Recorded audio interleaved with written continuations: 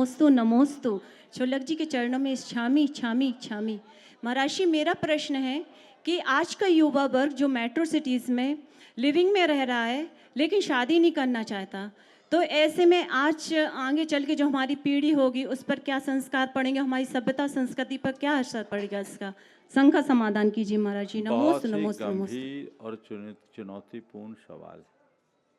पाश्चात्य सभ्यता का जो अंधानुकरण है उसने हमारे यहाँ अनेक प्रकार की समस्याओं को उत्पन्न कर दिया। लिव इन का कंसेप्ट हमारी मूल भारतीय अवधारणा के सर्वथा विरुद्ध है। भारत में मनुष्य एक समाज में रहता है और समाज परिवार से जन्म लेता है। आज जिस तरह के लिव इन की बात करते वहाँ तो समाज ही खत्म हो जाएगी और समाज की जगह पशुओं का झुंड बन जाएगा। हमें मनुष्य बन करके जीना है, पशुओं की तरह नहीं जीना है।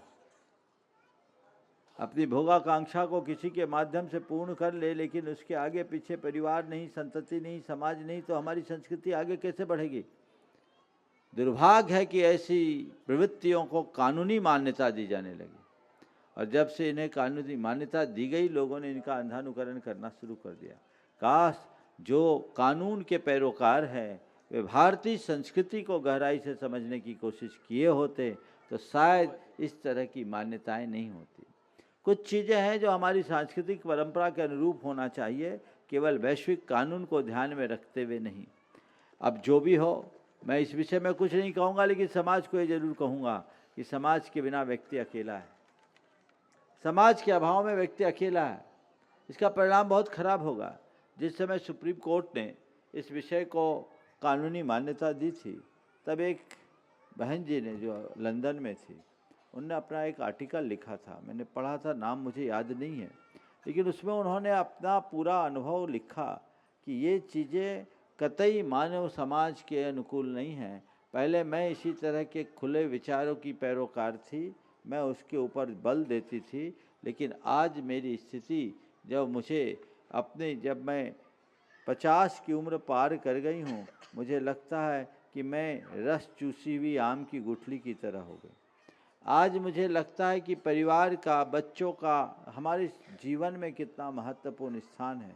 मैं अभी तक लिव इन के अवधारणा के साथ जी, लेकिन ये कतई उचित नहीं है और मैं ये चाहूँगी कि कोई इस तरह की बातों में ना आए। इस आशय की बात उन्होंने विज्ञापित की थी, जो देश भर के अखबारों में और सोशल मीडिया में भी जारी हुआ था। हो सकता है आप में से भी लोगों ने पढ़ा होगा। लगभग 10-15 साल पुरानी बात है ये। तो ये चीज़ें हैं, लोगों को इस पर जागरूकता लानी चाहिए, इस चीज़ें को समझना चाहिए कि हमारे बाद क्या होगा। हम एक दूसरे के साथ लिव इन में रह रहे हैं, लेकिन उसके बाद क्या होगा, हमारा बुढ़ापा कैसे कटेगा, दाम्पत्य जीवन का आनंद क्या, ये लोग समझने की कोशिश करें। पति पत्नी का क्या संबंध होता है, ये उनसे पूछो जिनमें किसी एक का साथ छूटा है। खासकर बुढ़ापे में व्यक्ति एकाकी हो जाता है और एकाकीपन में व्यक्ति कुंठित जीवन जीता है। ये कतई उचित नहीं है। इसलिए हमें एक जागरूकता लानी चाहिए और अपने बच्चों के हृदय में ये बात गहराई से बिठाना चाहिए कि हमारी जो वर्णाचार आश्रम की व्यवस्था है, ब्रह्मचर्य आश्रम, गृहस्थ आश्रम, वानप्रस्थ आश्रम और संन्यास आश्रम, उसकी तरह जीवन जिए। गृहस्थ आश्रम में जीने के बाद वानप्रस्थी बने, वानप्रस्थी बन करके संन्यास हो, ये तो हमारे यहाँ स्वीकार है। लेकिन पशुओं की तरह स्वच्छंद वृत्ति हमारी संस्कृति में कतई इष्ट नहीं।